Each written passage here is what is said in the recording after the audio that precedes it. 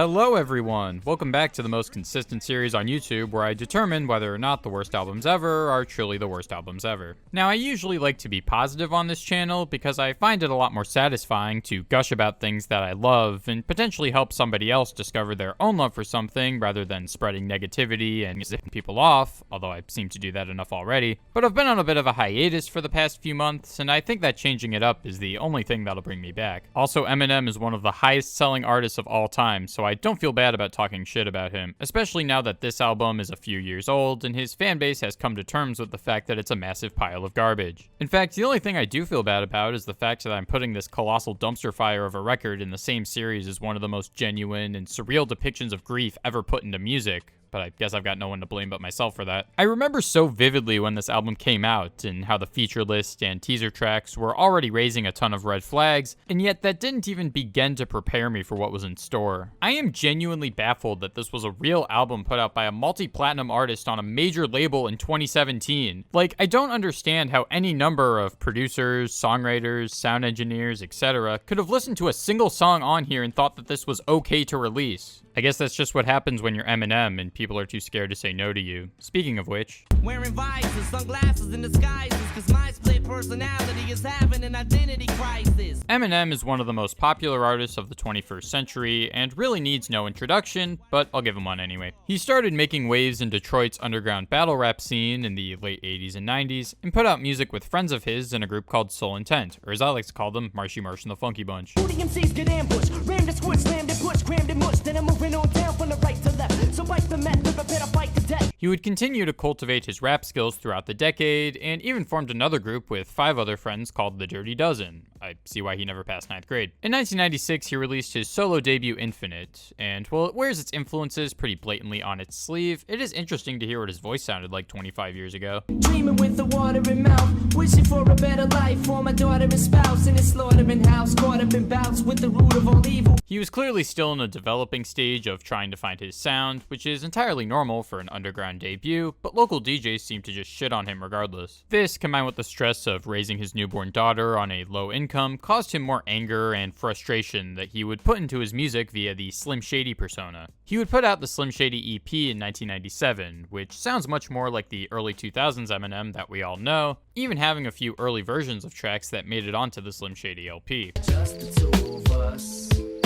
Just the two of us. Just you and I. Fun fact about Just the Two of Us, or 97 Bonnie and Clyde as it's called on the Slim Shady LP, the song is about Eminem fantasizing about killing Kim, the mother of his daughter Haley, and taking his daughter with him to hide her body at the bottom of a lake. It's all presented as M speaking directly to his daughter, putting everything in baby terms, and actually features vocals from her as an infant. Kim, of course, didn't want her daughter to be featured on a song about killing her, and so Marshall told Kim that he was taking her to Chuck E. Cheese when he was actually taking her to the studio to record her vocals. I couldn't imagine that that helps the relationship. While we're talking about this song though, I want to say that I like the EP version a hell of a lot more. The beat on 97 Bonnie and Clyde sounds like it's trying way too hard to be creepy and ominous, whereas Just the Two of Us captures this feeling perfectly with nothing more than a faint synth melody that's ambiguous in its mood and a simple boom bap drum cadence. I'd highly recommend it to any fan of the Slim Shady LP that hasn't heard it. In fact, the song is actually what's being depicted on the cover art as well. Later that year, he went to LA to compete in the Rap Olympics, and thanks to a series of fortunate interactions, the EP made its way to West Coast legend Dr. Dre. The two started working together on his major label debut, which would become a massive success, and the rest is pretty much history. He did his best to bring some of his friends to the top with him, recording a couple of D12 albums with a slight lineup change, R.I.P. Bugs, but neglecting his old buddy Chaos Kid from Soul Intent, who unfortunately took his own life in 2011 after writing a couple of open letters to Marshall.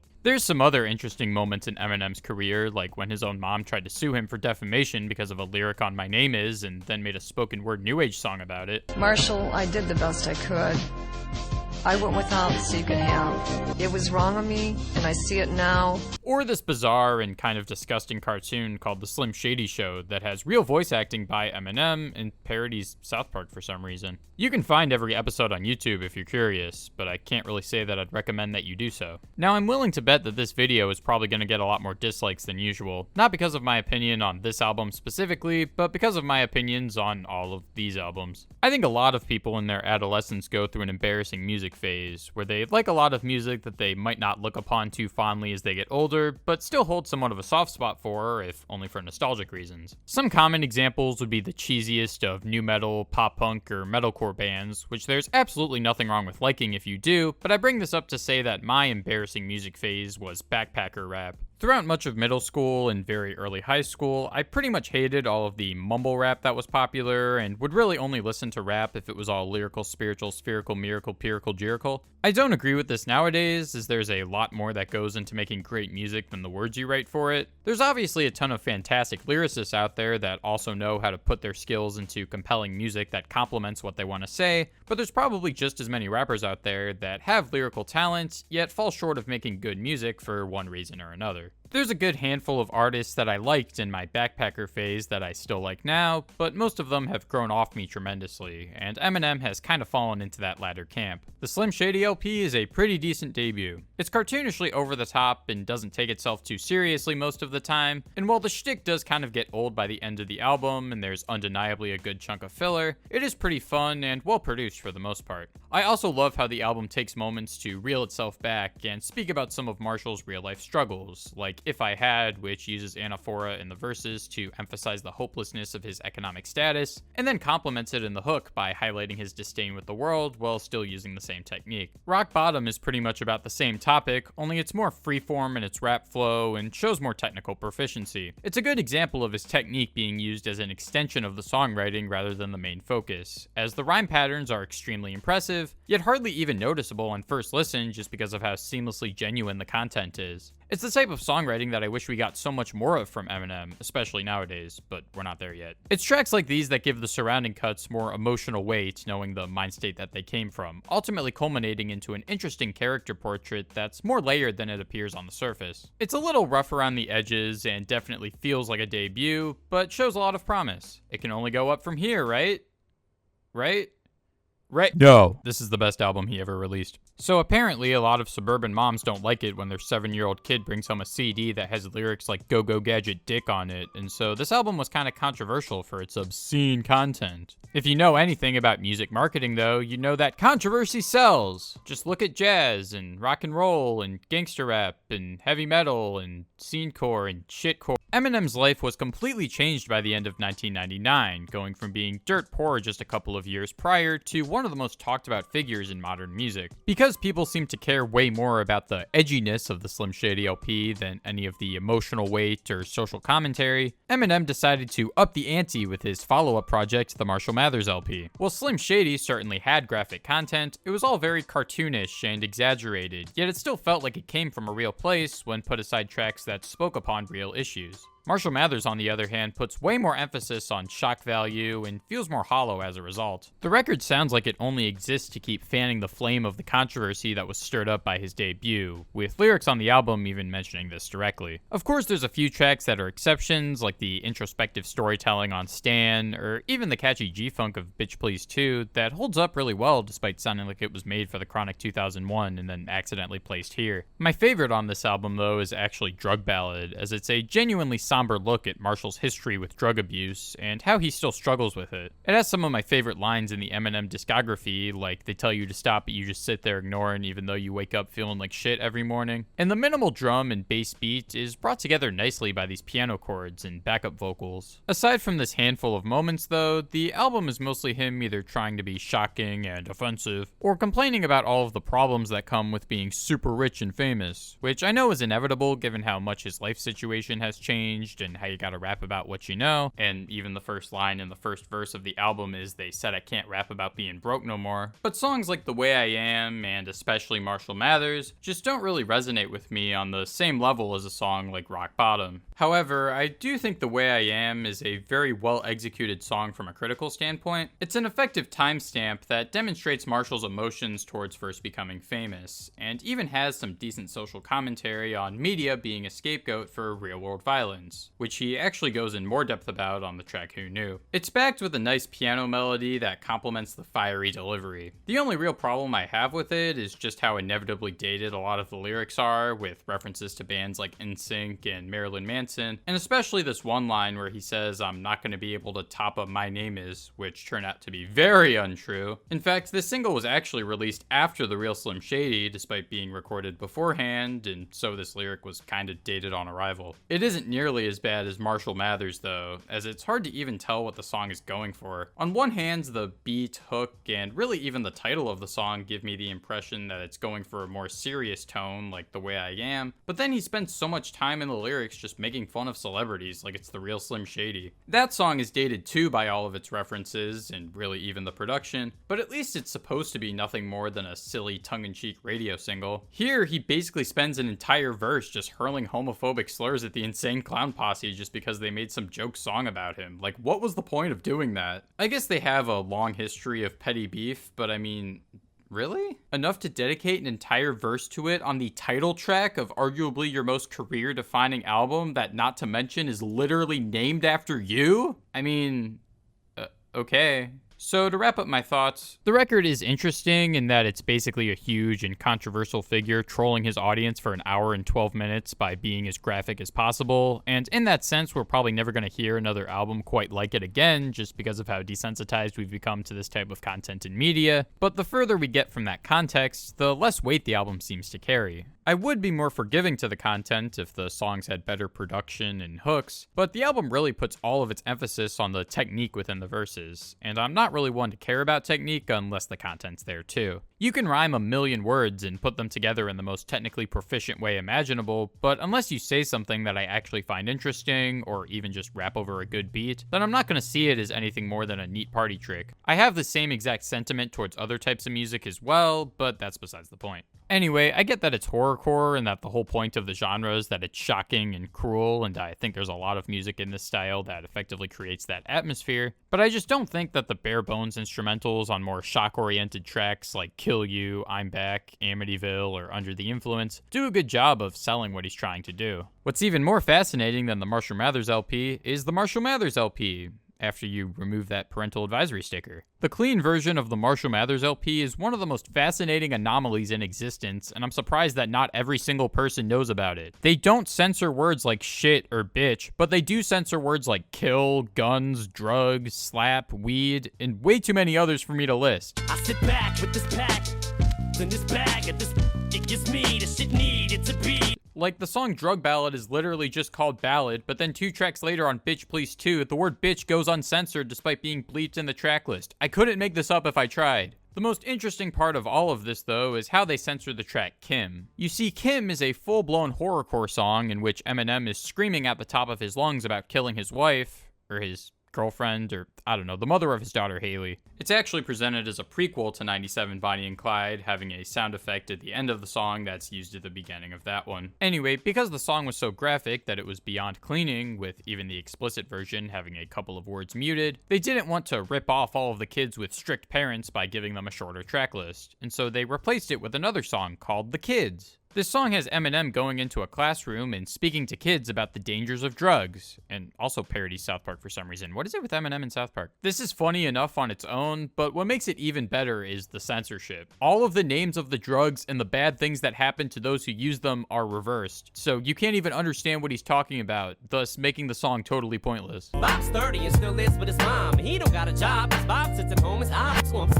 You know what else is bad for squirrels? These is the worst dog in the world. Intentional or not, this is a really clever commentary on censorship, and easily my favorite thing about the Marshall Mathers LP. His follow-up to this one, The Eminem Show, is often viewed as the end of his original trilogy, with each album representing a different persona. Slim Shady being a fictional madman, Marshall Mathers being the real emotions that fuel his rage, and Eminem being the piece that connects the two. It's a cute little gimmick that I think gives each album more identity of its own, but doesn't change how cynical the progression of these records feel. I find it so funny how many Eminem fans there are that complain about how poppy his newer music sounds, and yet continue to praise this album with its production that's almost as overbearing as his later records. Yeah, I know I was just complaining about how bare bones the beats on Marshall Mathers were, so this should be a welcome change, and it actually kind of is in some respects. I think a lot of these beats, despite their poppiness, are still able to emphasize the verses in the same way that his previous records did, but also give those who don't pay as much attention to the lyrics more to chew on. I don't really care for the overblown drum and synth sounds that make up a good chunk of the beats on here, although ironically I think the worst offenders were actually the ones produced by Dre and not the main producer of the album, which is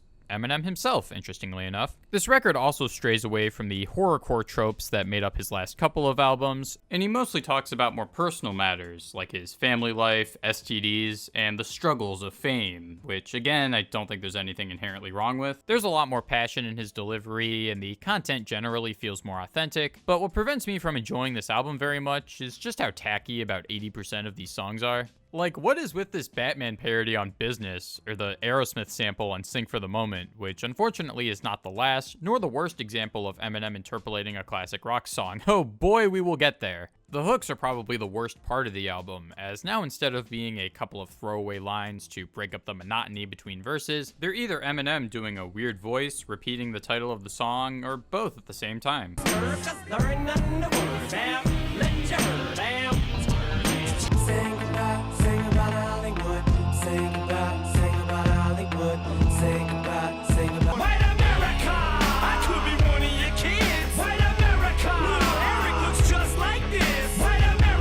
And don't even get me started on Superman. Later that same year, Eminem would star in a semi-biopic called 8 Mile, in which the song Lose Yourself would add him to the list of people who've won more Oscars than Samuel L. Jackson, and in 2003 he co-produced a posthumous Tupac album. Thanks, Wikipedia. The album after the Eminem show, titled Encore, was actually a pretty valid contender for a video in this series, because it's way more interesting than Revival, but still not as bad. Eminem may have been smoking weed and popping mollies when he made the Marshall Mathers LP, but when he made Encore, he was at the height of his addiction to hard prescription drugs like Valium and Vicodin. This, combined with the fact that 4 songs that were planned for the album wound up leaking, one of which causing a US Secret Service investigation, means that a chunk of the album was haphazardly slapped together, with some songs being written in about half an hour. Big Weenie and Rain Man are confirmed to be 2 of these tracks, and if I had to guess what the other 2 were, I'd say Puke and My First Single, because despite sounding like it was also written in 30 minutes, I doubt they'd pick Just Lose It as the lead single if they didn't have faith in it, and Ass Like That also got a music video for some reason.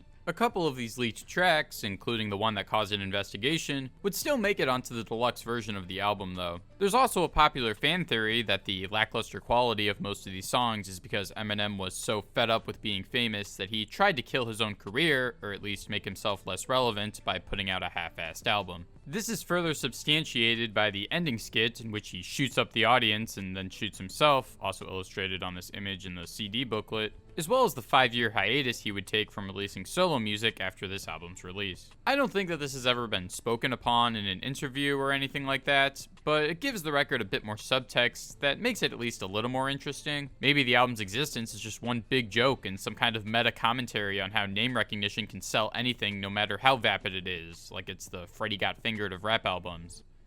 That's probably giving both of these things too much credit. There's a handful of okay songs on Encore, like the nostalgic and heartfelt Yellow Brick Road, that has a pretty solid beat and a few chuckle-worthy moments, and I really love the use of a marching snare and how the sampled hook on Like Toy Soldiers brings the song together, even if I'm not personally that invested in the subject matter. I also think One Shot Two Shot is maybe the best D12 song on any Eminem album. Yeah, I didn't really talk about these because I don't really have that much to say about them, but this one's about the group being at a nightclub that starts to get shot up, and how they all react and try to survive during the situation. It hasn't aged very well considering it's mostly played for laughs and mass shootings are still a huge issue in the United States, but if you have a dark sense of humor, then maybe you'll get something out of it. She got hit, now she's yelling. I told her I'd be right back and the dumb bitch believes me. I know a lot of people also love Mockingbird, but honestly he sounds half asleep during these verses and the vocals on the hook aren't very good either, but it's kinda sweet I guess. Weirdly enough, I actually like the production on Encore a lot more than his previous albums. Most of these beats are able to be catchy and pristine, yet raw enough to not distract from the rapping, which is exactly how it should be for a rapper that's as mainstream, but also as technically proficient as Eminem. Too bad these good instrumentals were wasted on obnoxious flows and verses where Marshall is just spitting in the face of his audience, making most of the songs completely unlistenable. And that's only a chunk of the album, is the cheap and annoying dance beat on Just Lose It or the rickety drum and bass on My First Single make for two of the worst songs ever. It's like all of the tackiness of the Eminem show accentuated tenfold, but without the technicality is a somewhat redeeming factor. After this album, Eminem's drug addiction would only get worse, especially after the death of his childhood friend and D12 member Proof in 2006. In fact, in 2007, he overdosed on methadone, taking a dosage equivalent to 4 bags of heroin, before being saved by Elton John. In the following years, he would try to get clean and begin his regular rapping life again, resulting in his 2009 comeback album, Relapse. It was a return to form for Eminem, as he went back to focusing on the horrorcore shtick under his Slim Shady persona, and most of the beats were actually handled by Dr. Dre. It still sucks. Yeah, this wasn't very well received when it came out, and still isn't generally looked upon as one of his better albums, but there is actually a pretty sizable section of his fan base that holds it in pretty high regard. He put out this album called Relapse that I like, weird, blah, blah, blah. But it was him. It was like, this is the aesthetic and what I want to go with. And he went 100% with what he liked on there. Because it sounds like old school Relapse, which I still love Relapse. Maybe the generally poor reception upon release, though, was a result of people getting tired of his shock humor and felt like trying to get a rise out of people in 2009 was pointless because by then everybody knew that he was just a troll. Or maybe it has something to do with the weird accent he uses throughout the album. This is poison, the boys and girls who do not know. You do not want to try this at home, my Lovato. Well, look at all the massive masses in the stands. Shady man, no, don't massacre the fans. See, what I meant was, we should have a little intervention. Come with me to Brighton, let me relieve your tension.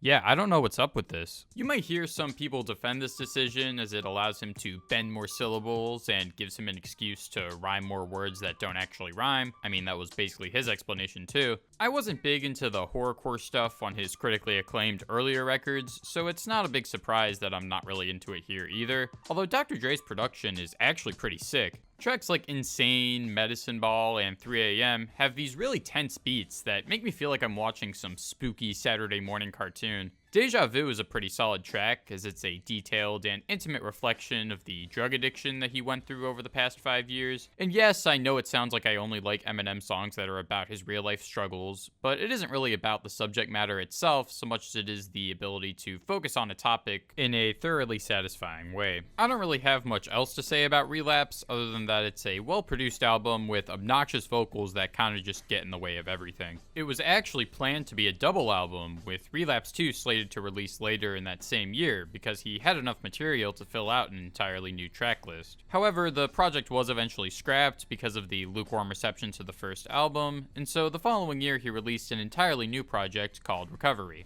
Even though Relapse was technically his comeback album, Recovery is often viewed as the separation point between old and new Eminem, as now he's making music with an entirely sober mind, and you can tell based on the dad jokes he makes. Quality aside, I am happy that Marshall is in a healthier place now and that he was able to overcome his drug issues, and any jabs that I seem to make at him are strictly about his music. With that said, Recovery sounds hilariously unself-aware of how corny it is. I know I was given the Eminem show tish for its overbearing production and tacky songs, but I at least get the impression that he wasn't taking himself so seriously on songs where the beat and hook had a sillier tone. The production, feature list, and half of the song topics tell me that he just wanted to make a pop album this time around, with updates about his life sprinkled into the track list, but this makes the album's more somber moments get lost in its overproduction. It's like if an Imagine Dragons album had an Eminem feature on every song. The lead single, Not Afraid, is a good example, is the vocal mixing on the hook and the eerie chord progression throughout the track make it sound pretty dated and cheesy. When coupled with these wordplay puns that only get worse the deeper you delve into the record, it comes across as kind of a mess. No Love was another one of the album's lead singles that delivered a pretty similar sentiment in a nearly identical way, only now having a surprisingly great verse from Lil Wayne. It's weird to hear tracks like these in context of the entire album, as for every personal track, like Talking to Myself, Going Through Changes, or 25 to Life, There's an unbearable attempt at making party music, like on White Trash Party or Won't Back Down, or a cheesy song about love or sex, like Spacebound or Seduction. You could argue that his albums always had a mix of personal and topical tracks, but hearing it all in the context of this newer and supposedly more mature Eminem just makes everything sound more jarring, especially with the multitude of terrible lines. Shake that ass like a donkey with Parkinson's. Love is evil. Spell it backwards, I'll show you. Now you get to watch her leave out the window. Guess that's why they call it window pane. Still merely an appetizer for what we get on Revival, though. An even easier way to compare old and new Eminem is with his next album, the Marshall Mathers LP 2, as it's practically begging for it. The first song is actually a direct sequel to Stan, in which Stan's little brother tracks down and kills Eminem as revenge for not responding to his letters. And while the nuance and interpretable meanings of the original are kind of lost here, it did get a good chuckle out of me as a younger Eminem fan. The lead single, Berserk, is pretty interesting too, as it's a Beastie Boys style throwback song that was actually produced by Rick Rubin, who did a lot of production on the band's first album. Eminem seemingly channels the energy of Mike D, MCA, and Ad Rock pretty effectively,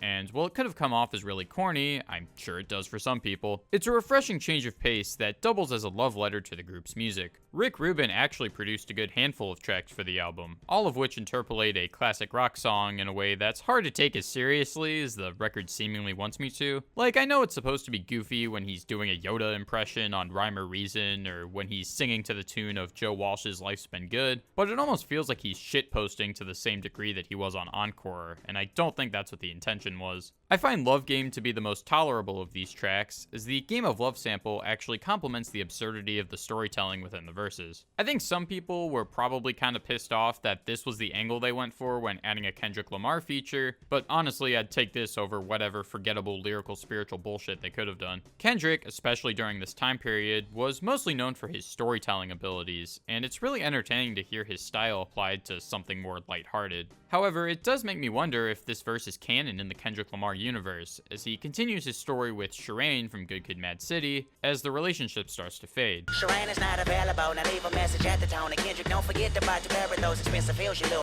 Ferris wheel, like you should beat it or eat it while I'm on my period. Now have a blessed day. Bitch, you serious? The record in general, in comparison to Recovery, is much more cartoonish and in line with his old sense of humor. That being said though, I think it still suffers from a lot of the same issues that album did. For example, the first time I heard the song Survival, I felt the sudden urge to buy Call of Duty Ghosts, and it turns out that wasn't a coincidence. Seriously, why is this on the album? This is one of the most stock commercial music sounding songs that I have ever heard. I also can't really talk about this record without mentioning the inescapable phenomenon that was Rap God back in 2013 and 2014. This song sucks. Despite the 1,500 plus word count, he basically says nothing for 6 minutes straight, with very little in the way of quotables or anything interesting. Ask anybody what their favorite line is in this song and see if they even have a response. The only part that people remember is when he says a bunch of random things super quickly. That doesn't make for very good songwriting. The beat sucks too, mostly being driven by this dinky little synth and light piano chords, with bass that just begs to be boosted. Apart from that though, we get more cheesy songs about Kim, like So Much Better and Stronger Than I Was, and another chart topper with Rihanna in the form of The Monster, which I don't really have a problem with, honestly. Headlights is a pretty notable track too, as he tries to make amends with his mother for all of the songs that he's made about her over the years and their bad relationship in general. I find it to be much sweeter and better executed than a track like Mockingbird or however many hundreds of songs he's made about Kim. I guess those usually aren't very sweet though. It actually would have been a really powerful closer to the album, but instead we get Evil Twin, which sounds like it had the potential to have a cool Slim Shady versus Eminem rap battle concept type thing, but it isn't really taken advantage of until the very end, and ultimately just ends up being very long and kind of forgettable. Leaning on the horn, screaming fuck the police like cock porn. Nice. After the Marshall Mathers LP2, we would get the longest gap between Eminem's solo albums since his hiatus in the mid-2000s.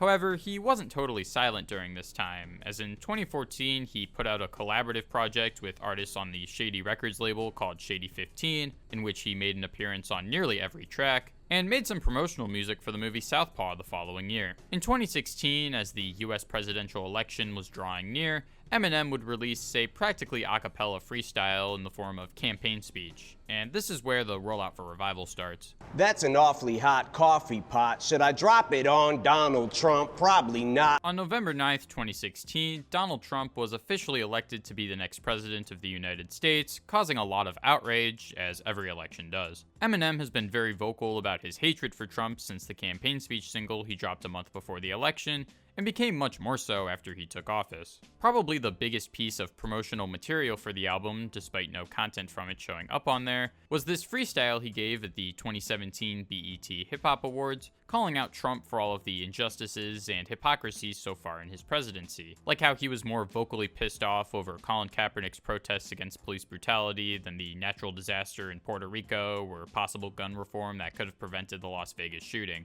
Instead of talking Puerto Rico with gun reform from Nevada, all these horrible tragedies, and he's bored and would rather cause a Twitter storm with the Packers. It was really cool to hear him speak out against these things to an audience that largely might not have been aware of them, even if it did end up spawning more memes than conversation. I got an awful lot in my coffee pot. From there, the album was teased with promotional singles like Walk on Water and Untouchable, neither of which reached the same level of critical or even commercial success as the leading singles to his last few albums. The official tracklist would be posted on Twitter to an almost unanimously negative reaction to the list of guest features, to the point where he would even acknowledge it on his follow-up album, but we'll get to that later. Hell, even the title of the album I think soured people's expectations, as Relapse was never looked upon too fondly by a large number of Eminem fans, and Recovery, while acclaimed upon release, was showing its age as the years went on. Marketing itself as a follow-up to these two albums while also having an X-Ambassadors feature made people not very excited for it. On December 15th, 2017, we finally got the album, and it was... White boy, you're a rock star. So believe it or not, the first 22 seconds of this album are actually rather pleasant. The minimal beat has a really nice chord progression with a piano that's either real or just a really convincing synthesizer, and... Wait, Rick Rubin produced this track? That's kind of weird. Anyway, Beyonce's vocals sound excellent as always, even if the lyrics she's singing kind of make me chuckle. But I ain't no Jesus. And I love the way that she riffs slightly more with each hook to match the tone of the song progression. Eminem's verses also give more context to the album, as he's seemingly having a midlife crisis over losing mainstream relevance and not living up to the expectations of his fan base, which I thought he already talked about on Talking to Myself, but I guess it's happening again. What really hinders my enjoyment of this track, though, is the weird staccato flow that he chose to use for it. In fact, he's pretty much been using the same flow since 2016, and while it made sense to a degree on Campaign Speech and the BET Freestyle because they were acapellas, we're now at the point where he should be flowing in a way that complements the music on his album. Hell, he was even using this flow when he was featured on Big Sean's album earlier in 2017, but it's not even as bad there as it is here. There's virtually no drums at all on this instrumental, so it should have been easy to construct a flow that fit the chords better, but instead it sounds like he recorded it for an entirely different beat and then just pasted the vocal stem onto here. In fact, he uses the same flow throughout the entire goddamn album. The way that he so quickly starts and stops sentences just sounds really awkward and unpleasant to listen to. I'd say it's the album's Achilles heel in the same way that the snare is on Saint Anger, if every other aspect of the album wasn't equally as broken. The very next track, Believe, perfectly spells out all of this record's major issues. It sounds like an unreleased, off-the-top freestyle session with Eminem trying to figure out how to flow over a trap-inspired beat for the very first time in his life, and yet it supposedly has 3 songwriters and 4 producers. There's barely anything going on in this beat apart from a weirdly tempoed hi-hat and the subtlest of piano keys, with the mix getting more washed out as the chorus hits. Combined with the flow, it creates these uncomfortable silences every few seconds or so, which still aren't as uncomfortable as lyrics like "I got that air about me like wind chimes," or "You're trying to fix a flat when you struggle with despair." The hook of the song not only sounds awful, but it's basically Eminem asking his audience if they still believe in him after all this time, like what he was saying on Walk on Water. It almost feels like an acknowledgement of how bad the verses are, but I know he's being 100% serious throughout this entire album, judging from his reaction to its reception after it came out, although, again, more on that later. Chloroseptic is pretty similar to this song with its minimal beat and nearly identical flow, only the lyrics are somehow even worse. Like your bitch when she gives me brain, like she thinks I'm dumb. Cause I condor in 2, ripping the condom in 2. Woo! Dick is a bargain in 2. Now I'm getting blue like Kalana Pin 2. There are times when I can't tell if he's trying to make a parody of modern rap tropes or just wants to recreate the juvenile humor of his earlier records.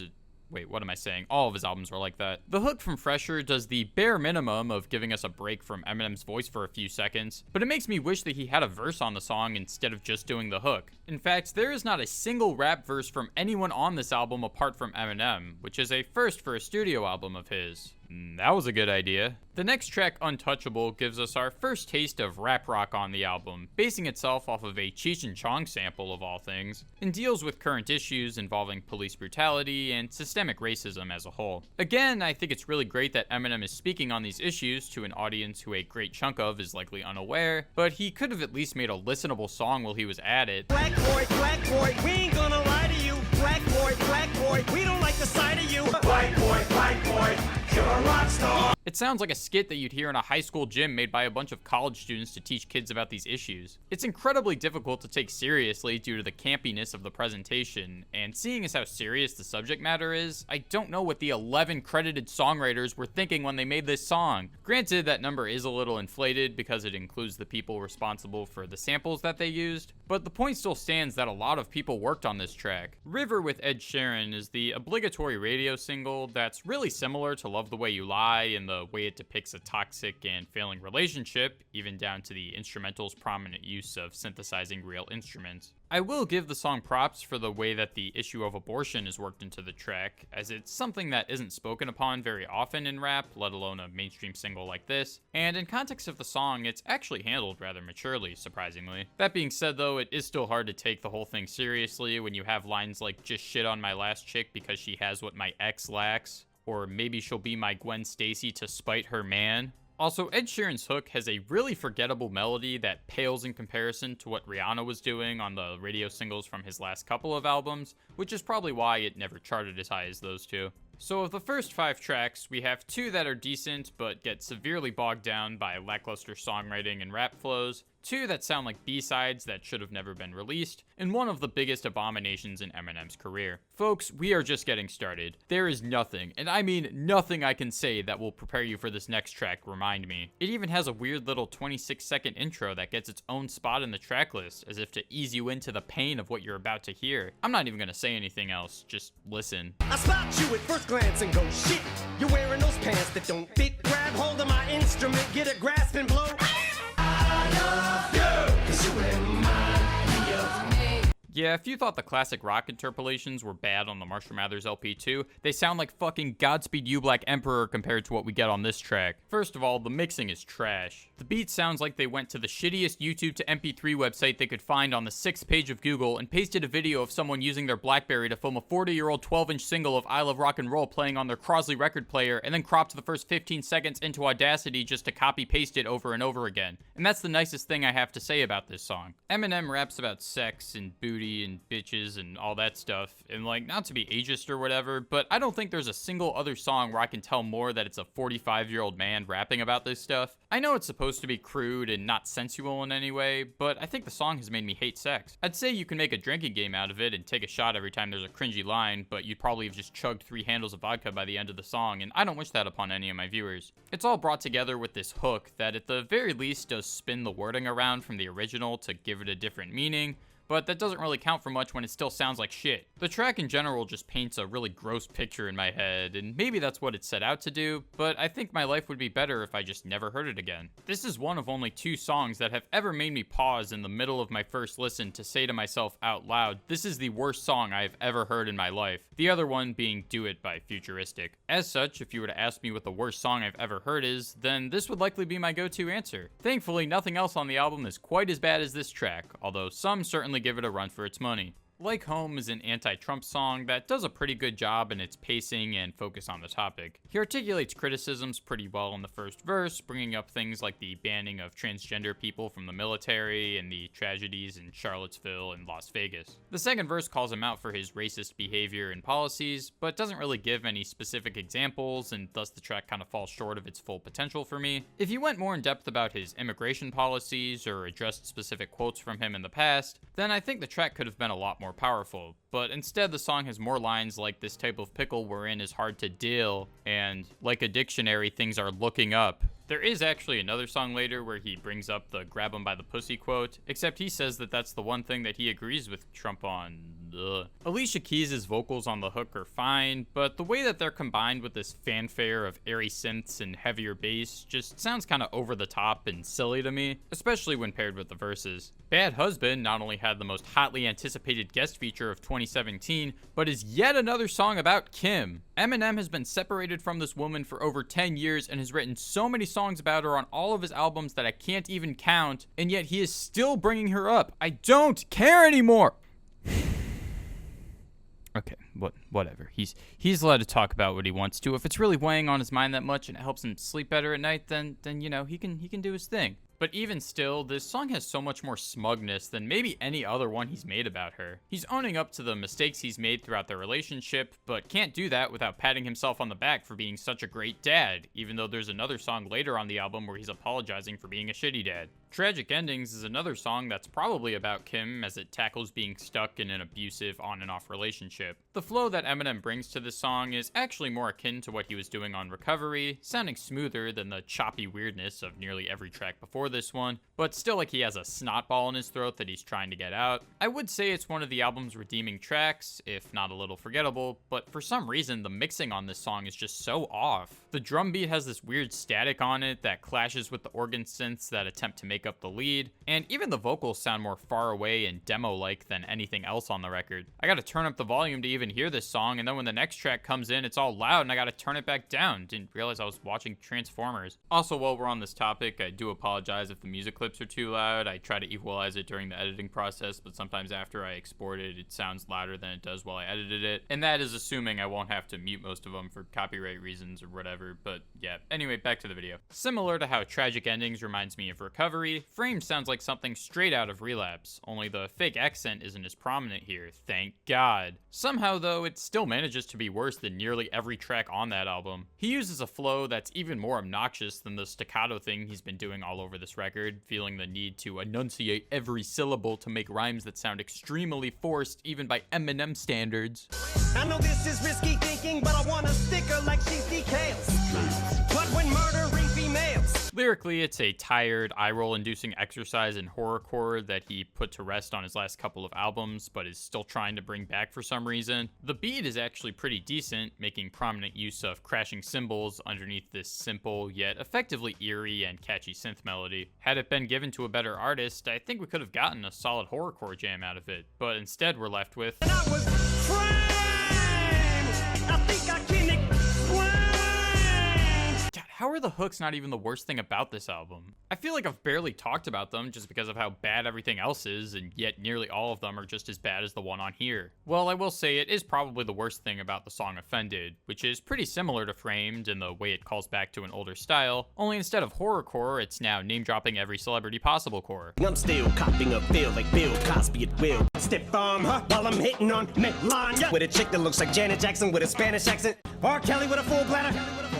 I love how he said that last part twice. The flow actually isn't too bad here, but does anyone really give a shit about Eminem purposefully making offensive statements about celebrities in 2017? Like, we've been over this for almost 20 years now. I don't think it's possible for me to care any less about this. Although I guess I am making a pretty long video about it, so that probably means I care a little bit.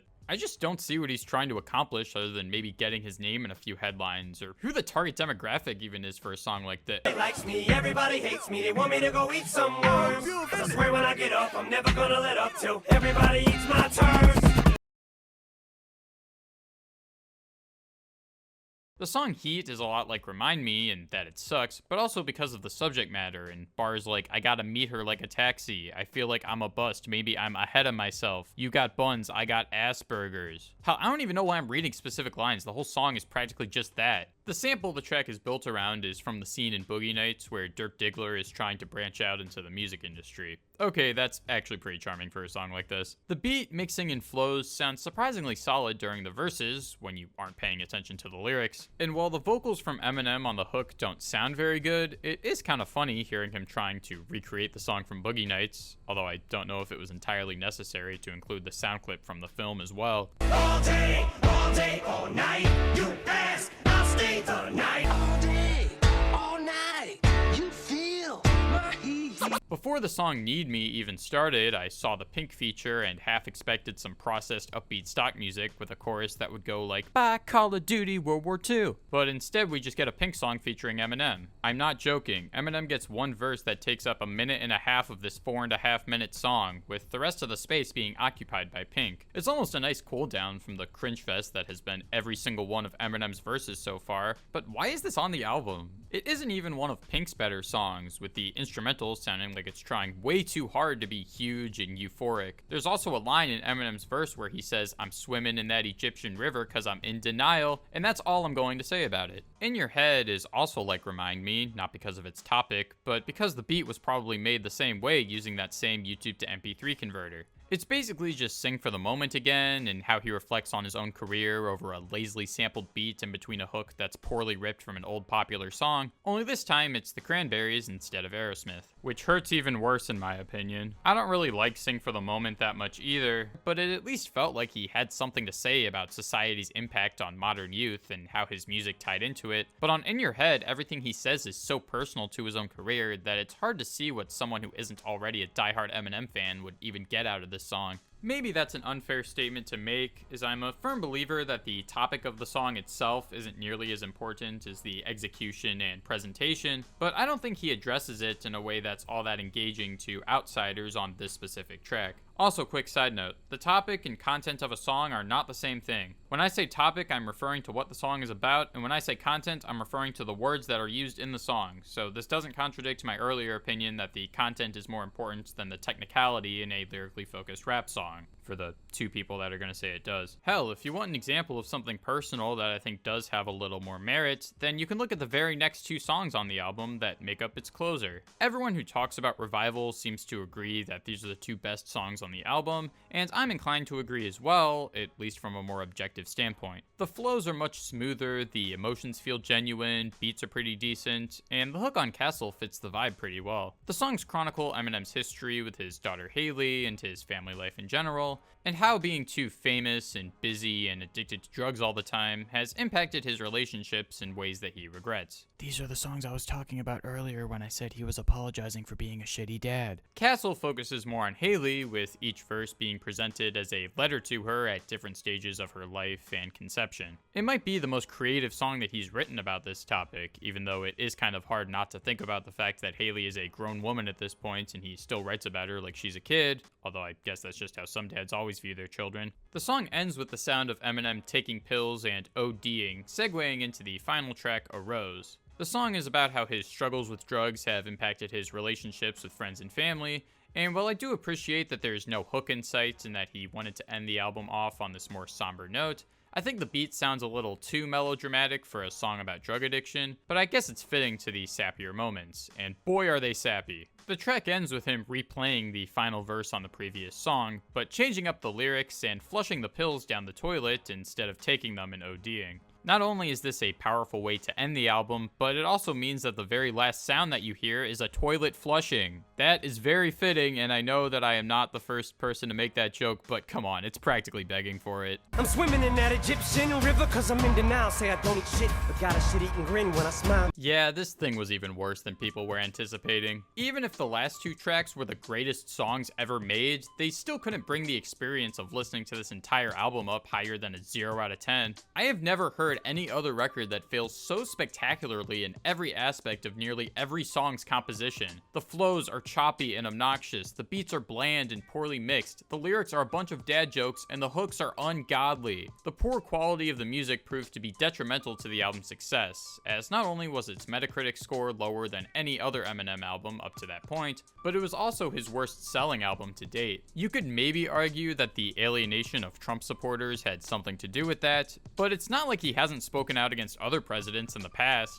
I think it really just came down to the album not having a killer single like his last few did, and just being unappealing to listen to in general. More damning than any critic, though, was the reception from fellow artists, as people like Joe Budden and even Tyler the Creator, who was a fan of Eminem's previous work, were pretty vocal about their distaste of the new record. The poor reception to the album in general would drive him to drop a surprise album out of the blue less than a year later titled Kamikaze. Songs about nothing and mumble, I'm bucket, I'm going for the juggler. Kamikaze is Eminem's shortest studio album to date. In fact, it's his first one since the Slim Shady LP to be under 70 minutes long. Holy crap, why does nobody talk about how long Eminem albums are? Also, notice I said studio album, so Infinite doesn't count for the two obnoxious Eminem stands that are gonna leave an actually comment. Wait, what am I saying? Those people have left by now. This means that we only have to hear Eminem bitch and moan about releasing bad music for around 45 minutes. In all seriousness though, I kinda get the impression that the backlash to Revival was merely the straw that broke the camel's back, and that he'd been wanting an excuse to respond to criticism in his music for a while. As a lot of things that he addresses, from Lord Jamar's opinion on white rappers to even Earl Sweatshirt's comments on him, were things that had been out there long before that album even dropped. Maybe he made it bad on purpose so that people would react that way and then he could make this album. Who knows? I mean, I kinda doubt that's the case based on the way he talks about both of these albums in interviews, unless his acting skills have improved that much since 8 Mile. But hey, it's a fun conspiracy nonetheless. This album in general is trying to go for a more retro aesthetic, with the Beastie Boys homage in the cover art, Dr. Dre and Slim Shady being the lone executive producers, despite Dre not getting a single production credit. And there's even a Paul skit in the track list. Haven't seen one of those since Relapse. In fact, I'm actually kinda surprised that we didn't get one on the Marshall Mathers LP too, seeing as how all of his old albums had one. Yeah, I guess I didn't really talk about the skits. They're chuckle-worthy at best and skippable at worst, although they're pretty much all skippable, like most skits on 2000s rap albums are. Anyway, I'm getting sidetracked. What people really remember this album for are cuts like The Ringer, Lucky You, and Fall, where he takes shots at numerous rappers from the new school, spawning the top 10 rappers Eminem was too afraid to diss meme. Well, musically, I find these tracks to be a lot more appealing than the material on Revival. He sounds so out of touch and immature dissing all of these people. Finger bang, chicken wang, EGK, Igaze, Lil Pump, Lil Xan, imitate Lil Wayne. I should aim at everybody in the game, pick a name. Like, on Recovery, he said that he almost made a song dissing Lil Wayne and Kanye because he was jealous of their fame during his hiatus, but was really happy not to go through with it. Granted, I don't think many people hold flash-in-the-pan artists like Lil Xan, Iggy Azalea, or Lil Pump in higher regard than Eminem when it comes to impact or longevity, whereas Kanye and Lil Wayne both surpass him in my opinion, but that doesn't make him sound any less out of touch for me. In this interview he gave with Sway, he talks about how everyone else can give their opinion on his music without anyone batting an eye, so he should be able to as well. Now you've got people that not only are doing the same thing and they can do it better, but you've got people who don't do anything and are just critiquing it. Okay, that's fine. People can talk crazy about me. That's fine. They should express themselves and they have a right to. But I also get to say whatever the fuck I want about you now.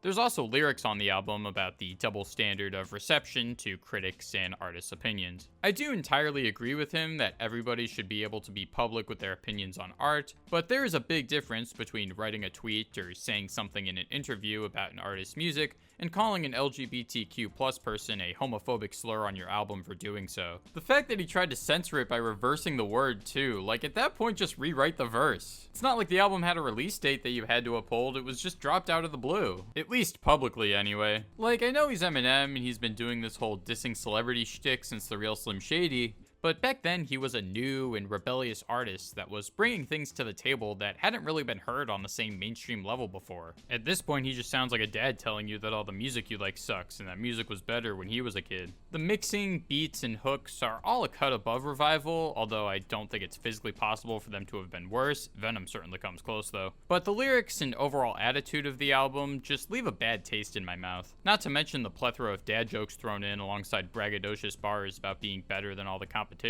Like an evil spell, I'm EVIL.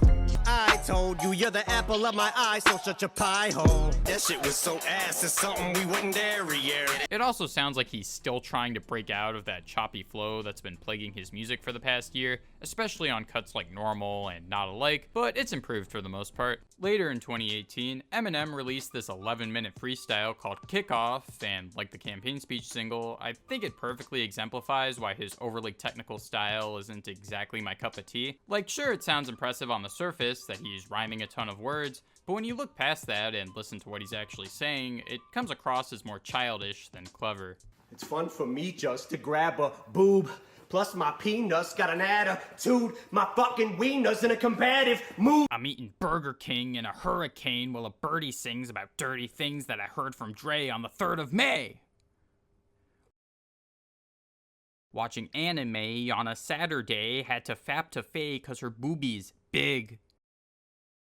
Then my hair turned gray, couldn't bear to stay, didn't have to pay cause I got a free wig. Stay on the grind for days, bumping Isaac Hayes while f***ing wild babes with my giant cock. Bit of a workout cause I got a higher sperm count than GameStop got Funko Vinyl Pops. They ran out of the clown from It Ones. Guess my town's just got mounds of shit luck. Give me the crown and bow down to Slim, yeah! I'll head out of the crowd cause this bit sucks. This bit sucks. Although it is fun to rap like that. I take back everything bad I said about Marshall's music. After this, Eminem had a pretty quiet 2019, but then came back the following year with his next full-length project called Music to Be Murdered By, which I didn't care enough about to listen to upon release, but spun it a few days ago just so I could talk about it in this video. I still feel like I wasted my time though, because I don't have a ton to say about it. It's a step in the right direction from his last two, I guess, although it still is mostly just full of forgettable beats and groan-worthy bars. Admittedly though, that Stepdad song kinda got stuck in my head.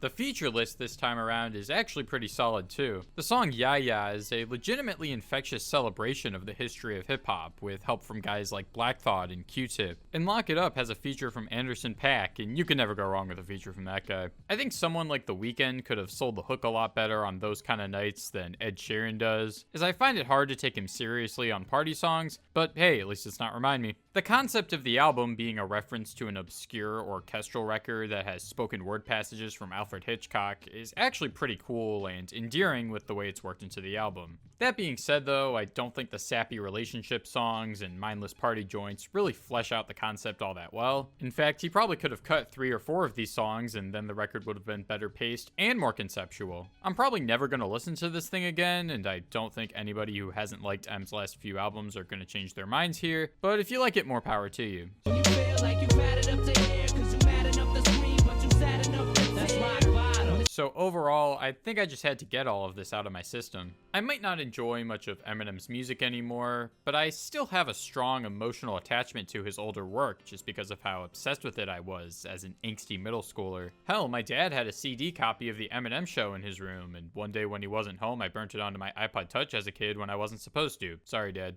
Anyway, when this album came out, I was a sophomore in high school and had pretty much moved on to the pretentious indie garbage that I like now, but I still looked at Eminem's first few albums pretty positively. I remember when the tracklist for Revival was announced, and like everyone else, I was pretty much expecting it to suck, except for that Ex-Ambassadors track, and then when the album came out, I was completely blown away by just how awful it was. Like, no other music has made me feel what this album does. It's almost impossible for me to listen to any song on here without pausing it every 10 seconds to scream into a pillow. It's a level of frustration that I didn't know music could elicit out of me, and as such, the record has kind of a special place in my heart. It made me look back at Eminem's discography and wonder how I could have loved something so much from the same person who gave us this. Granted, people change a lot over the course of 2 decades, and Eminem is certainly people, but it makes me wonder if I'd still be as critical of his older work had he simply retired after the Marshall Mathers LP too. I mean, I probably would. There are other artists that I don't like anymore, and it isn't because they dropped a new album that I didn't like, but it goes even deeper than that for me. Revival dropped when I was in the middle of high school, a time when people are finding themselves and discovering new interests, and sophomore year was definitely my peak of discovering music, which has become a big part of my life. I started seriously delving into the art form a few years prior, but during this time it was like finding a whole new world. I would religiously read about subgenres and try to listen to as many records as possible just because it was the only thing that made me happy at the time. Then I got to college and realized I learned nothing about music, but that's besides the point. Anyway, hearing Eminem utter lines like "that booty is heavy duty like diarrhea" or "2 ass cheek implants call that an asset" really made me reflect on my life and just how much I had changed as a person over the past few years. Not even because of my music taste, but just my personality in general. It gave me flashbacks to my most toxic and negative moments in my adolescence and how I'd hopefully grown out of, or was in the process of growing out of, these parts of my personality that I didn't like. I'm speaking strictly from personal experience here. I'm not saying that liking Eminem's music makes you a toxic person or anything close to that. I'm just saying that my reaction to Revival when it came out was like holding a mirror up to my past self at a time when I didn't like myself as much. It's possible that all of my opinions on Eminem are skewed just because of all of this personal nonsense, but this record has now come full circle and means a lot to me regardless. Hell, my first listen is one of the handful of things that I even remember from high school, and I only graduated a year ago. Its release date is like a marker in time of realization that I was getting older and that time is fleeting and I'm not going to be alive forever.